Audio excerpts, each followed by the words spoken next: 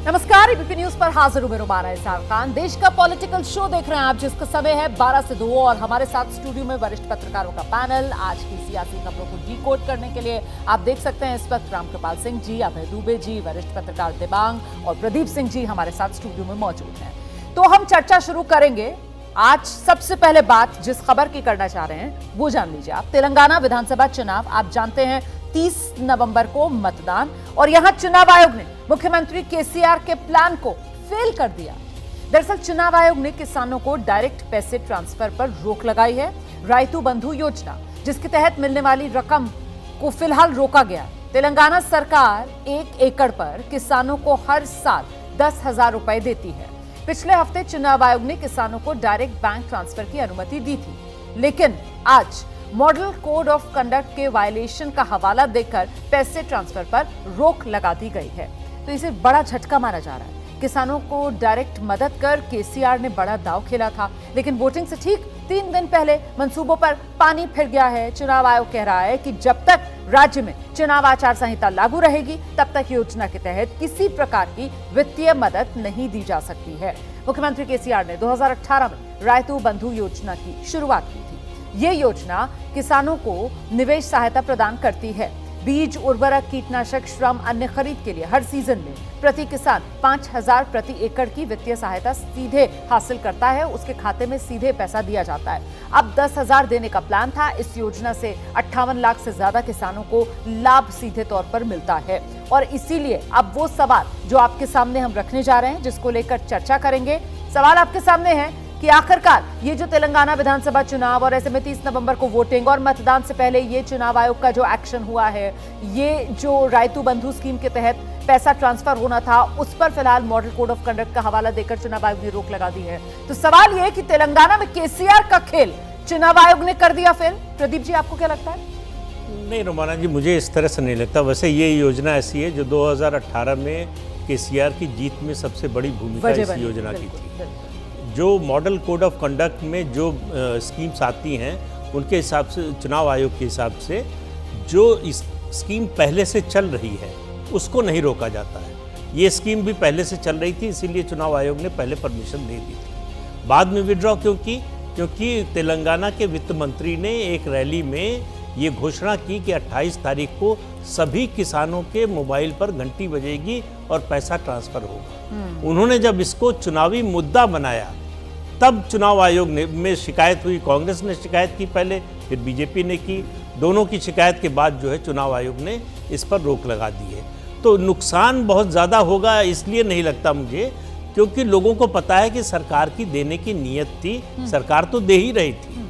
5,000 तो मतलब 10,000 तो पहले मिल ही रहा था। हाँ, ये जो बढ़ी हुई रकम है, हाँ, ये भी लोगों को मालूम है कि मिलेगी। ये चुनाव आयोग ने रोका है। लेकिन जिस तरीके की भुनाने की तैयारी, लेकिन माहौल पर निश्चित रूप से असर पड़ता है। अगर ये पैसा ट्रांसफर हो जाता हाँ, तो कैंपेन पर, और देखिए पैसा जेब में तुरंत आता है तो उसका असर होता है। पैसा नहीं आएगा तो अब चर्चा का विषय होगा नहीं होगा, ये सरकार रहेगी कि नहीं रहेगी, सरकार अगर चली गई तो क्या स्कीम चलेगी, ये सारे सवाल लोगों के मन में होंगे। बड़ी बात कह रहे थे आप अभय सर, वो जिस तरीके से भुनाने की एक कोशिश थी, जिसका जिक्र अभी प्रदीप जी भी कर रहे थे कि साहब वहां के जो वित्त मंत्री हैं, बाकायदा, हालांकि बोला गया था चुनाव आयोग की तरफ से कि आप इस तरीके के स्कीम्स का इस्तेमाल प्रचार में नहीं कर सकते, पर वो मंच से खड़े होकर कह रहे हैं कि साहब सुबह 28 तारीख को जब तक आप टूथपेस्ट निकालेंगे, उसको अपने ब्रश पर लगाएंगे, उससे पहले फोन की घंटी आपकी बज चुकी होगी, पैसा आपके खाते में आ चुका होगा। तो जाहिर सी बात है ये तो होना ही था। लेकिन जो लाभ लेने की कोशिश केसीआर को रही होगी, बीआरएस को रही होगी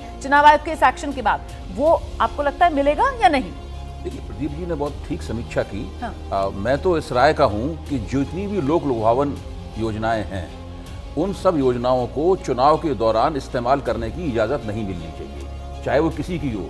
केंद्र सरकार को भी नहीं मिलनी चाहिए। अभी किसान सम्मान निधि जो है वो केंद्र सरकार ने चुनाव के बीच में जारी की थी, और जानबूझ को उसको देर किया गया था ताकि बिल्कुल एकदम वोटरों पर उसका प्रभाव पड़े और वो पहुंचे। उसका विपक्ष ने विरोध भी किया, लेकिन कुछ नहीं हो पाया। चुनाव आयोग ने ये जो कदम उठाया है यहाँ पे, उस वक्त चुनाव आयोग ने ये कदम नहीं उठाया। तो मैं ये कह रहा हूँ कि ये जो करना पड़ता है कि आप केंद्र की स्कीम को, चूंकि किसी ने वक्तव्य नहीं दिया था कि आप चुनाव में घंटी बजेगी, इसलिए उसको जाने दिया गया या इसको नहीं जाने दिया गया। मेरे विचार से चुनाव आयोग का काम सबके लिए लेवल प्लेइंग फील्ड देना है। ठीक है। और लेवल प्लेइंग फील्ड के हिसाब से किसी को इसकी इजाजत नहीं मिलनी चाहिए कि ऐसा कोई कदम उठाए जिससे वोटर प्रभावित हो। क्योंकि आपने केंद्र सरकार की किसान सम्मान निधि योजना का जिक्र किया और लगातार जब से ये खबर आई है ना कि साहब चुनाव आयोग ने रोक लगा दी है, ये रायतू बंधु स्कीम के तहत जो पैसा ट्रांसफर होना था वो अभी नहीं होगा क्योंकि मॉडल कोड ऑफ कंडक्ट लागू है, तो रामकृपाल जी क्या ये कंपैरिजन हो सकता है? क्योंकि वो केंद्र की योजना है, वो केंद्र सरकार की तरफ से किया जा रहा है, और साहब ये राज्य की योजना और उस राज्य का मसला जहां पर इस वक्त मॉडल कोड ऑफ कंडक्ट लागू और जहां मतदान होना है। नहीं, देखिए जैसा कि अभी बात हो रही थी, दो चीजें होती हैं। हाँ जी। एक होता है कि कोई अगर आर्थिक योजना लागू है पहले से और वो उसका पैसा जा रहा है, तो मुझे नहीं लगता है कहीं भी चुनाव आयोग उस चीज को रोकता है। केवल आप नई नीतियां उसके जब चुनाव आचार संहिता लागू हो जाती है उसके बीच सर आपको रोकूंगी मैं, सीधे दर्शकों को लेकर चलते हैं। बीजेपी की तरफ से प्रवक्ता गौरव भाटिया मीडिया के सामने हैं, प्रेस कॉन्फ्रेंस कर रहे हैं, सुनते हैं। जिसमें केवल अपग्रेडेशन होना था, केवल अपग्रेडेशन, ये बहुत इंपॉर्टेंट है। और दूसरी कैटेगरी थी जहां अपग्रेडेशन के साथ ऑगमेंटेशन, कैपेसिटी बढ़ाने का भी काम होना था। कैटेगरी 1 अपग्रेडेशन और कैटेगरी 2 अपग्रेडेशन प्लस ऑगमेंटेशन, दोनों में 5-5 एसटीपी थे। 2022 में दिल्ली जल बोर्ड ने ये कॉन्ट्रैक्ट जो है ठेकेदारों को दिए। इनकी कुल जो वैल्यू थी, मॉनेटरी वैल्यू, ये 1938 करोड़ के आसपास है। सारांश अगर बताऊं और उसके बाद डिटेल्स में जाएंगे, क्या घोटाला किया, क्या अनियमितताएं हैं, क्या इलीगैलिटीज हैं, कानून को कैसे ताक पे रखा, लेकिन जो बहुत आवश्यक है बताना कि एस्टिमेटेड कॉस्ट गलत लगाई और कम होनी चाहिए थी, ये मुद्दा भी मैं बताऊंगा। लेकिन एस्टिमेटेड कॉस्ट आई 1500 करोड़ के आसपास, 1500 करोड़। कॉन्ट्रैक्ट जो दिए गए ये कितने के दिए गए? ये करीब 1950 करोड़, मतलब 30% वृद्धि हो गई। जो खुद एस्टिमेट लगवाया था उसके ऊपर 30% वृद्धि करके कॉन्ट्रैक्ट दे दिए गए। यह चिंताजनक है। अरविंद केजरीवाल जी, आपने तो एक भ्रष्टाचार के सबसे बड़े कलाकार बनके एक और घोटाला कर डाला। If there is a politician who's mastered the art of corruption, deceit, lies, commission, it is Arvind Kejriwal. I repeat, one politician of India who's mastered the art of corruption, deceit, lies, commission, it is Arvind Kejriwal. कोई सरकारी काम मेरे पास आना चाहिए, घोटाला होगा 100% guarantee है। अरविंद केजरीवाल की गारंटी यह है कि अगर कोई सरकारी काम आएगा तो उसमें भ्रष्टाचार और कमीशन खोरी तो वो करेंगे ही करेंगे। इस मंच से मैं पूछना चाहता हूं अरविंद केजरीवाल जी, मैं जानता हूं भ्रष्टाचार करने के आप पीएचडी होल्डर हैं, तो भारतीय जनता पार्टी भी वो स्कूल मास्टर है जो ईमानदारी से जनता के मुद्दे उठाती है। हम गलत हैं तो जनता हमें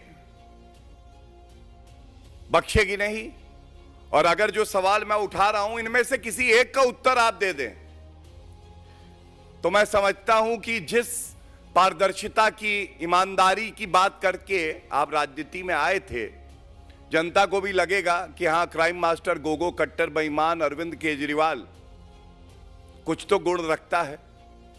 पहला, 10 एसटीपी अपग्रेडेशन और ऑगमेंटेशन होने थे, और ये सरकारी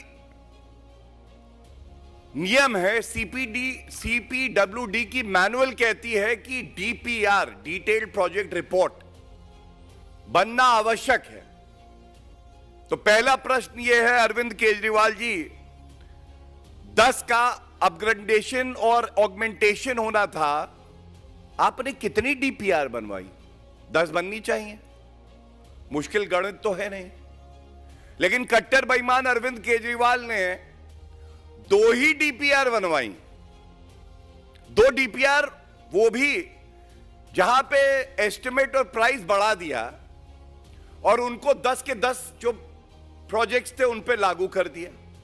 और यहां पे भी घोटाला करा। यहां क्या घोटाला करा? मैंने आपको बताया कैटेगरी 2 में अपग्रेडेशन और ऑगमेंटेशन दोनों है। एक साधारण व्यक्ति भी ये जान जाएगा कि अपग्रेडेशन केवल होगा तो कॉस्ट कम होगी, और अगर दोनों है तो कॉस्ट ज्यादा होगी। अरविंद केजरीवाल इतने बड़े घोटालेबाज हैं, भ्रष्टाचारी पेट इनका भरता नहीं है। इन्होंने कैटेगरी 2 का जो एस्टिमेट लिया था वही कैटेगरी 1 पे भी लागू कर दिया। मतलब एस्टिमेट आया कि हम अपग्रेड भी करेंगे एसटीपी को, सुएज ट्रीटमेंट प्लांट को, और साथ साथ ऑगमेंट करेंगे, कैपेसिटी भी बढ़ाएंगे। अरविंद केजरीवाल ने मौका पाया भ्रष्टाचार करने का।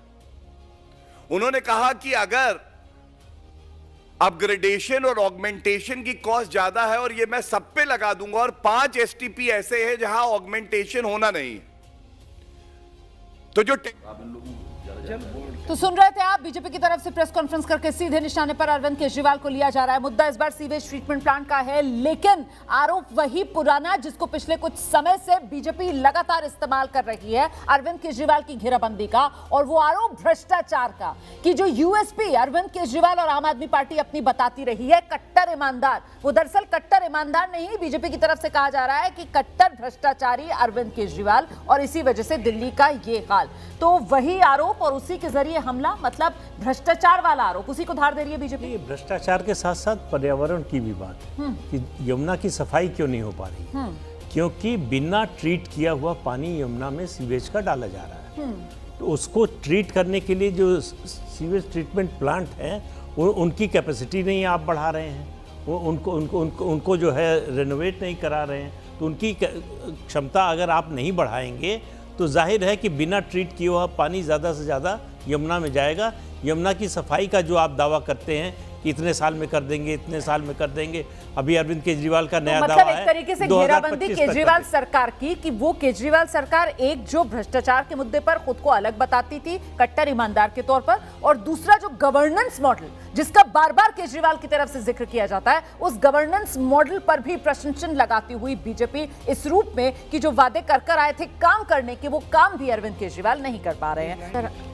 तो ये देख रहे हैं आप तेलंगाना में केसीआर का खेल चुनाव आयोग ने किस तरीके से फेल कर दिया है, और इसी पर रामकृपाल जी जवाब दे रहे थे। सर जल्दी से। मैं केवल ये कह रहा था कि देखिए, इस तरह के जो चुनाव आयोग ने लगाया है, हालांकि गलती इन्हीं की पार्टी की है कि वित्त मंत्री ने जिस तरह से उसको किया है, लेकिन जो आम जनता है उसके भीतर जो संदेश जाता है, वो देखती है कि भाई केसीआर तो देने जा रहे थे, नियत अच्छी थी केसीआर की, हाँ, मतलब ये दोनों चुनाव आयोग तो लेकिन दिव्यांग जिस बात को जिक्र अभय जी कर रहे थे यहाँ पर कि साहब ये आप देख लीजिए किसान सम्मान निधि केंद्र वाली योजना, उसके पैसे के ट्रांसफर पर तो रोक नहीं है, यहाँ रोक लगा दी है। जी, 2 बातें होंगी, एक तो ये चुनाव आयोग वाली बात, और दूसरा जिस तरह से हरीश राव ने कहा वहाँ पर, मैं ये कह रहा हूँ कि चुनाव आयोग ने 4 शर्तें रखी हुई थी। आप कोई फंक्शन नहीं करेंगे, कोई राजनेता उसमें दिखाई नहीं देगा, कोई पब्लिसिटी नहीं होगी, और वो सब कहने का मतलब क्या था? चेक नहीं देंगे, इलेक्ट्रॉनिकली देंगे। कहने का मतलब क्या था? उनका कहने का मतलब ये था, जो बहुत महत्वपूर्ण है कि लेवल प्लेइंग फील्ड हो सब उम्मीदवारों के लिए, उसका यहाँ पर उल्लंघन होता है। लेकिन मैं ये कह रहा हूँ, स्टार प्रचारक हैं राव साहब, मैं ये कह रहा हूँ कि अगर आप ऐसा करेंगे तो इस तरह की रोक लगेगी। आपने ये भी आवाज़ दिलवाया कि ये अभी देना ज़रूरी है, नवंबर माह में देना ज़रूरी है, जबकि आप पिछला अगर रिकॉर्ड उठाकर जब चुनाव आयोग ने देखा तो ये जनवरी तक दिया जाता रहा, अक्टूबर से जनवरी तक इसको देते रहे हैं, रबी का जो ये पैसा है। तो अगर आप उल्लंघन करेंगे, रोक लगनी चाहिए। रोक का क्या फ़ायदा होगा कि भाई उन्होंने रोक दिया, और मुझे लगता है यहाँ मैं प्रदीप जी से सहमत हूँ कि जब आपके पास पैसा आ जाता है तब उसकी धमक अलग होती है। पैसा आ जाएगा, उन्होंने तो दे दिया था, उसमें कहानी लंबी हो जाती है। चुनाव आयोग की जहां तक बात है, मुझे लगता है कि इतना ढीला लिजलिजा सरकार का प्यादा चुनाव आयोग दिखाई नहीं देता। आप अगर कोई भी सरकारी योजना है, चुनाव वहां चल रही है, तो ये एक मोटी बात है कि उस समय अगर पैसा जाता है उन राज्यों में जहां पर किसान हैं, उस पर रोक लगानी चाहिए। ये तो सोचने वाली बात है। ठीक है, सरकार देती है, सरकार ने दिया है, लेकिन ये सोचने वाली। और आज जबकि सारा फोकस जो राजनीति का हो गया है, वो ये एक नया जो ट्रेंड शुरू हुआ है जिसमें आप लोगों को पैसा ट्रांसफर करते हैं, फ्रीबीज देते हैं। फ्रीबीज आज बहुत महत्वपूर्ण है। उस हालत में चुनाव आयोग को इस पर सोचना चाहिए। अगर चुनाव आयोग ने नहीं सोचा है इस पर, तो चुनाव आयोग को इस पर सोचना। मुझे कंप्लीट करने दीजिए, रुमाना, ये बात ठीक नहीं है। छोटे से ब्रेक के लिए यहाँ पर रुकना, उसके बाद आप चर्चा आगे बढ़ा लीजिएगा सर, बात पूरी कर लीजिएगा।